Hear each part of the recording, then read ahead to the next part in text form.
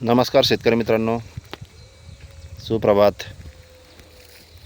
शेतकरी मित्रांनो, शेतकरी म्हटलं तर काही ना काही प्रयोग शेतकरी करत असतो आपल्या शेतामध्ये. आणि बऱ्याच ठिकाणी मी पण असं ऐकलं होतं की ऊस पिकाला योग्य प्रमाणात जर देशी दारूची फवारणी केली तर रिझल्ट ऊसाला चांगला येतो. काय रिझल्ट येतो मी एक प्रयोग करून पाहिला आहे आपल्या एका प्लॉटमध्ये आणि रिझल्ट आलेला आहे. तो काय रिझल्ट आहे तुम्हाला दाखवतो. तर मी आता माझ्या शेताच्या बांधावरती उभा आहे. माझ्या उजव्या साईडला एक प्लॉट ऊसाचा आणि दुसऱ्या साईडला एक प्लॉट आहे ऊसाचा. तर त्यापैकी या प्लॉटला आपण देशी दारूचा फवारणीचा प्रयोग केलेला आहे आणि या प्लॉटला नाही केलेला.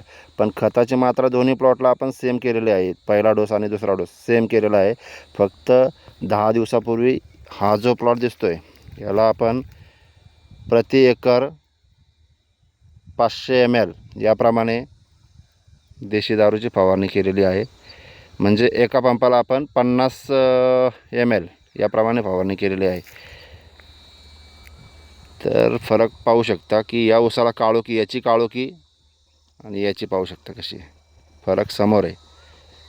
की ज्या ऊसाला आपण देशी दारूची फवारणी केली त्या ऊसाची काळोखी पहा आणि माव्याच्या प्रमाणात पण जरा घट झालेली आहे. परत खोडकिड्याचा प्रादुर्भाव होत नाही, हे अनुभवायला भेटलं. तर शेतकरी मित्रांनो, तुम्हालाही जर तुमच्या शेतामध्ये असा प्रयोग करायचा असेल, फवारणी घ्यायची असेल तर घेऊ शकता. पण याला कोणताही शास्त्रीय आधार नाही आहे.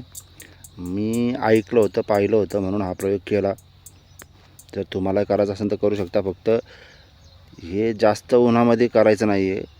जर सकाळी 10 वाजेपर्यंत किंवा सायंकाळी 5च्या नंतर जर टेम्परेचर 35-40 डिग्रीच्या पुढे असेल तर फवारणी करू नये. आणि जर ही फवारणी नसेल करायची तर आपले 19-19 NPK 19-19 आहेच, त्याचीही फवारणी घेऊ शकता. रामकृष्ण हरी.